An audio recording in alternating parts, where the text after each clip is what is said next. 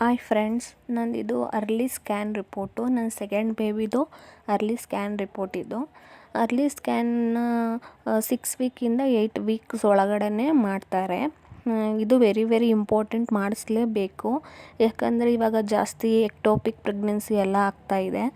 ಅದರಿಂದ ನಮ್ಮ ಪ್ರಾಣಕ್ಕೇ ಅಪಾಯ ಆಗ್ಬೋದು.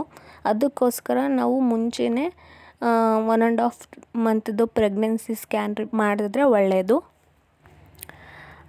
ಮನೇಲಿ ವಯಸ್ಸಾದವ್ರು ಹೇಳ್ತಾರೆ ಸ್ಕ್ಯಾನ್ನ ಜಾಸ್ತಿ ಮಾಡಿಸ್ಬಾರ್ದು, 1.5 ತಿಂಗ್ಳಿಗೆ ಯಾಕೆ 3 ತಿಂಗ್ಳಿಗೆ ಮಾಡಿಸೋಣ ಅಂತ ಹೇಳ್ತಾರೆ. ಆ ಥರ ಅಂತೂ ಮಾಡೋಕ್ಕೆ ಹೋಗಬೇಡಿ.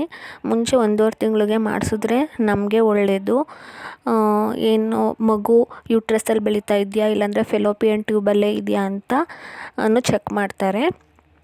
ಫೆಲೋಪಿಯನ್ ಟ್ಯೂಬಲ್ಲೇ ಇದ್ದರೆ ಅದನ್ನ ಎಕ್ಟೋಪಿಕ್ ಪ್ರೆಗ್ನೆನ್ಸಿ ಅಂತಾರೆ. ಅಕಸ್ಮಾತ್ 1-2 ಮಂತ್ ಆದಮೇಲೆ ಆಗೋದ್ರೆ ಅದು ಫೆಲೋಪಿಯನ್ ಟ್ಯೂಬ್ನೇ ಕಟ್ ಮಾಡಬೇಕಾಗಿರೋ ಪರಿಸ್ಥಿತಿನೂ ಕೂಡ ಬರುತ್ತೆ.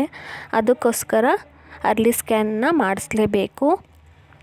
ಜೊತೆಗೆ ಮಗುದು ಹಾರ್ಟ್ ಬೀಟ್ ಬಂದಿದೆಯಾ ಅಂತ ಎಲ್ಲನೂ ಚೆಕ್ ಮಾಡ್ತಾರೆ. ಅದಕ್ಕೋಸ್ಕರ ಅರ್ಲಿ ಸ್ಕ್ಯಾನು ಇಂಪಾರ್ಟೆಂಟು. ಇದು ನಾನು ಅರ್ಲಿ ಸ್ಕ್ಯಾನ್ ಮಾಡಿಸಿದಾಗ ನನಗೆ 7 weeks 4 days ಆಗಿದೆ.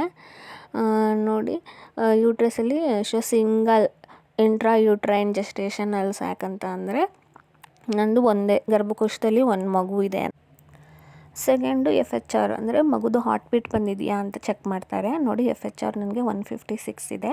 ಅದ್ರ ಜೊತೆಗೆ ನಮಗೆ ಯಾವಾಗ ಡೆಲಿವರಿ ಆಗ್ಬೋದು ಅನ್ನೋ ಡೇಟ್ ಕೂಡ ನಮಗೆ ಇದರಲ್ಲಿ ಗೊತ್ತಾಗುತ್ತೆ.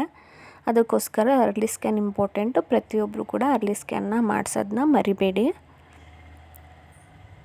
ನೋಡಿ, ಎಷ್ಟು ಪುಟ್ಟದಾಗಿರುತ್ತೆ ಅಂತ ಅಂದರೆ ಮಗು ಯೂಟ್ರಸಲ್ಲೇ ಇದೆಯಾ ಅಂತ ಚೆಕ್ ಮಾಡೋಕ್ಕೆ ಅಂತ ಸ್ಕ್ಯಾನ್ ಮಾಡ್ತಾರಲ್ಲ, ಅದಕ್ಕೋಸ್ಕರ ಮಾಡಿಸ್ಬೇಕು. ನಿಮಗೆ ಈ ವಿಡಿಯೋ ಇಷ್ಟ ಆಗಿದರೆ ಪ್ಲೀಸ್ ಲೈಕ್ ಮಾಡಿ, ಸಬ್ಸ್ಕ್ರೈಬ್ ಮಾಡಿ. Thank you.